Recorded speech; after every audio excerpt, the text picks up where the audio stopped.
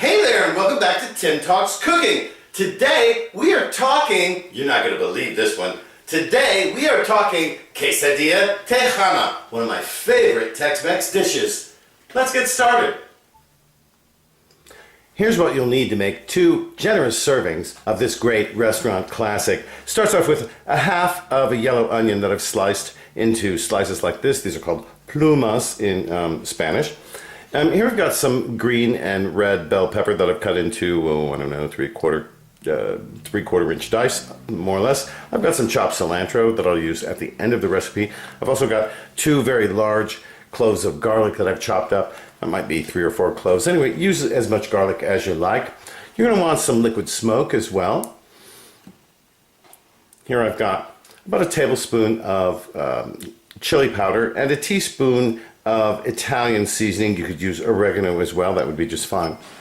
We've also got here a jar of tomatoes. This is the equivalent of a 15-ounce can. You could just drain it like I've done here. I'm going to use that because I don't have a fresh tomato to use or 2. You could also use fresh tomato. I would seed it first, of course.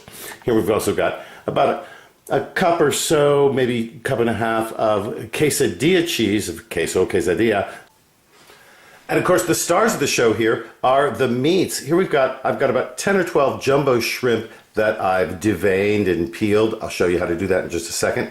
And I'll also show you how to prepare the other meats. Here I've got some boneless, skinless chicken breasts that I've cut into nice fat strips, and some chuck steak that I've also cut into some strips.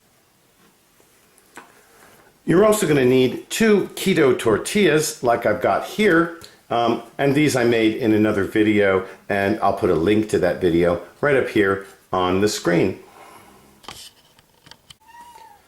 Now, if you haven't peeled shrimp before, let me show you what we got here. Now, I started out here with frozen shrimp that I thawed in the sink. You can actually just run cold water over them until their shells loosen. These have been deveined on the back, and you see they have a shell on them and a tail. Just give that a pinch, and the shell peels right off. Give it a pinch down here at the base of the tail. The rest of it comes off there. You'll notice here too, on this side, and you want to do this, there's a mud vein here. That's the digestive tract of the shrimp. We're going to take a serrated edge knife. I use a steak knife. Slice along there and remove it. It usually comes out in pretty much one piece.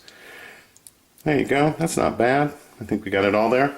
Give it a rinse under the faucet. And there you've got a perfectly cleaned piece of shrimp. We're ready to go on to the next one. Here's a little chuck steak that I'm going to use for this recipe. I'm just going to cut it across the grain like this in strips. I'm going to leave the fat on it.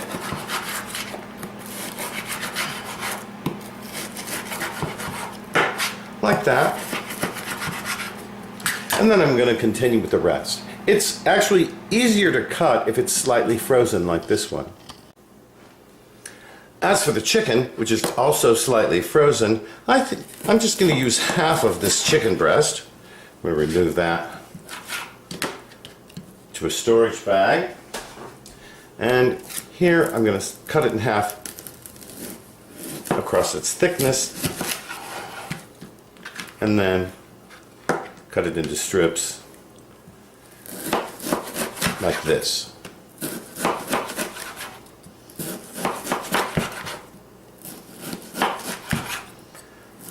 Nothing to it. There we go. And I'll just separate them. You see, they make nice little sort of chicken bâton. And there we go. I think now we're ready to get cooking. Let's start off by heating up 3 or 4 tablespoons of extra virgin olive oil in our skillet, which has been preheating here on top of the stove for about 3 minutes now. You can see the oil is beginning to shimmer already here. And we're going to start by sauteing our vegetables. Kind of a classic order for every recipe like this. You start off with the onions. Let's see how we're doing there. We want it to sizzle. Yeah, that can warm up a little bit more. I'll turn up the heat for just a moment. Now you can see it is starting to sizzle there. Once it starts going, it really goes pretty quickly. There we go. There's the sizzle I want to hear. Start off by tossing in the onions and the peppers. I'm going to reserve the garlic for later on. Garlic is very delicate. It burns at high temperatures, and when you cook it too long, if you don't burn it, that is, it doesn't have much of a flavor at all. So we're going to save that for once these vegetables are softened a little bit. We're going to use high heat here. We really want to get a little color on these. Maybe even get a little char on them while we cook them. This is going to probably take about 2 or 3 minutes. Okay, it's been a couple of minutes. You can see that I've got a little color on the onions and there's a little blistering going on some of these peppers. That's just what we want. We want that really smoky flavor going on in there. Now I'm going to add the garlic.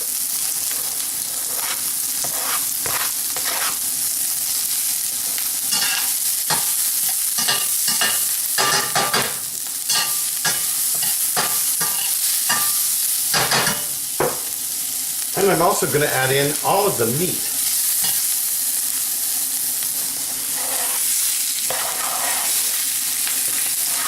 We want to get that in there while our skillet is really super, super hot like it is right now.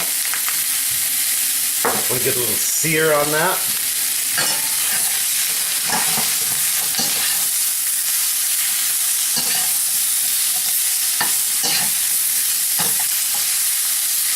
The shrimp is going to cook up very quickly, so is the rest of this actually.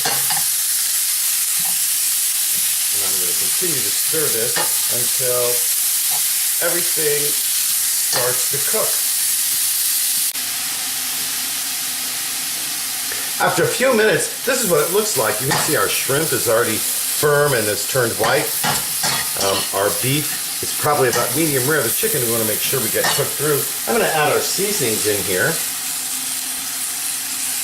I'm also going to add in just a little bit of kosher salt and some freshly ground black pepper.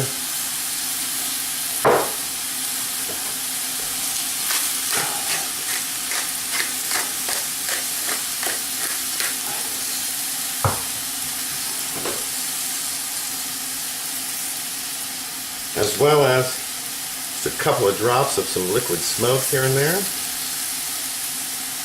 Give it that real barbecued flavor here. Really going to make it just like in the restaurant. Oh yeah, it smells great. Okay, and our meats are almost cooked through. I think the chicken probably could use a little more time. I'm going to add the tomatoes now. And I'm going to turn the heat up, bring this up to a boil.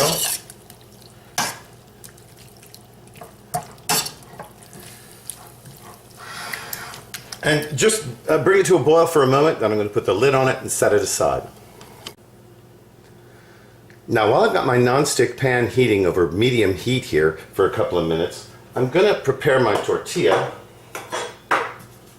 Now here's my low-carb tortilla, which is made partly with coconut flour, which browns at a fairly low temperature. I'm going to give it a good spray with some canola oil, just your regular cooking spray,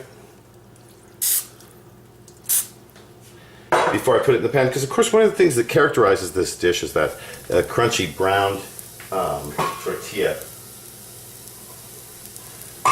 The next thing we're going to add here, because we want it to melt right away, I'm going to put some of that queso quesadilla right in there. We're going to use a generous amount. Why wouldn't we?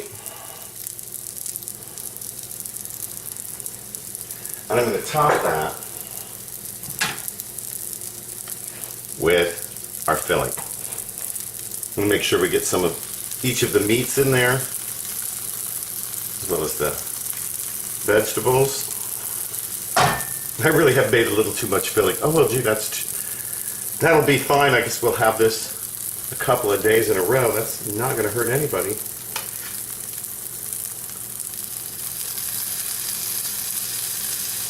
Very nice. Well, maybe a little bit here. I want to fill that in over here.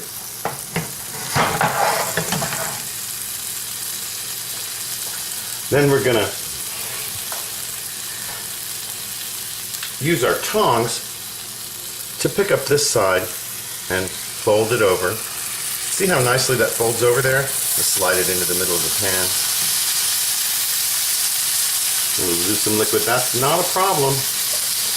And I'm going to cover this with a lid for about 2 minutes. Got about 2 minutes now. Look at that. Isn't that beautiful? You know, before I flip this over, let's add just a little bit of that chopped fresh cilantro in there. Now, if you don't like cilantro, don't use it. I'm going to flip this over and brown it on the other side carefully. Well, not brown it carefully, but flip it carefully. There we go. Look at that. Isn't that nice? Lost a little filling. Nobody's going to cry over that. I'm going to shift it around this other side and stuff it in the side here, as well as that little shrimp.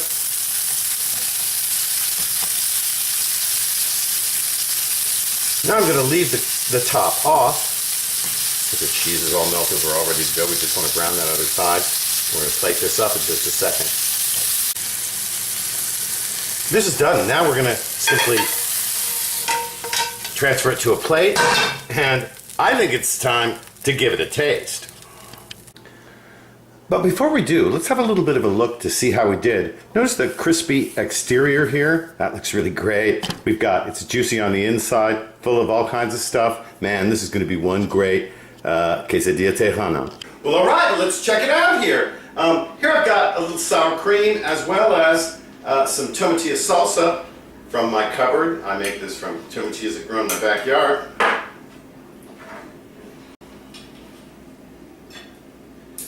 Check this out. This is really such a luxurious dish, I think.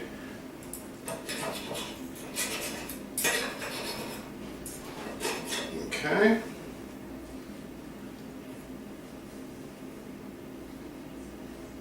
Oh, very nice. Mmm. And a nice amount of cheese there. Look at that. Mmm.